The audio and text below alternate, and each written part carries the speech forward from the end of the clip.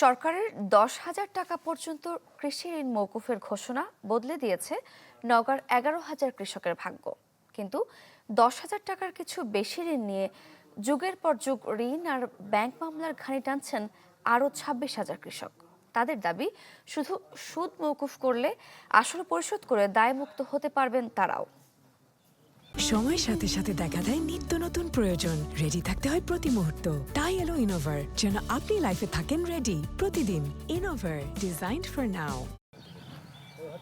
নওগাঁর সোয়াশা গ্রামের কৃষক আব্দুর রাজ্জাক 2005 সালে রাজশাহী কৃষি উন্নয়ন ব্যাংক থেকে ঋণ নেন 10,000 টাকা, যা এতদিনেও পরিশোধ করতে পারেননি।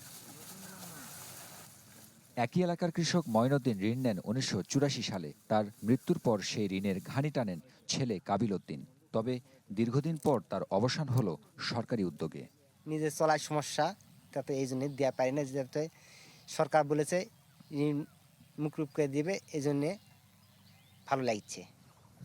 10,000 টাকা পর্যন্ত ঋণ মওকুফের ঘোষণায় স্বস্তিতে জেলার 11,000 কৃষক। তবে তার বেশি যারা ঋণ নিয়েছেন তারাই পড়েছেন বিপাকে।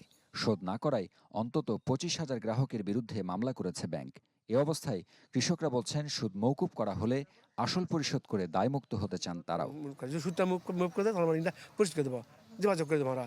শিল্পপতিদের মাফ করে দেওয়া হয়, কিন্তু কৃষিদের সুদটুকুও মাফ করা হয় না, তাদেরকে একটু সুবিধাও দেওয়া হয় না। হয়তো 1 লাখ টাকা সুদ দিয়েই দিছে, তারপরেই 50,000 টাকার সুদ মওকুফ হচ্ছে না।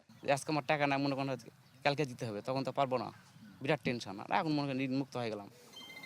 ব্যাংক কর্তৃপক্ষ বলছে, 10,000 টাকা বেশি ঋণ গ্রহীতাদের সুদ মওকুফ নির্ভর করছে সরকারের উপর। সরকার যদি এখানে কেস টু কেস বিবেচনায় নিয়ে বা কোনো বিশেষ দিকে নজর রেখে যদি সরকার এই সিদ্ধান্ত নেয়, তাহলে এখানে যারা একদম অধিক পরিমাণে ক্ষতিগ্রস্ত তারা এখানে লাভবান হবেন বলে আমি মনে করি। নওগাঁয় 10,000 টাকার বেশি ঋণের পরিমাণ 250 কোটি টাকা, যার বিপরীতে সুদ দাঁড়িয়েছে 180 কোটিতে। হারুন রশিদ চৌধুরী, চ্যানেল 24, নওগাঁ।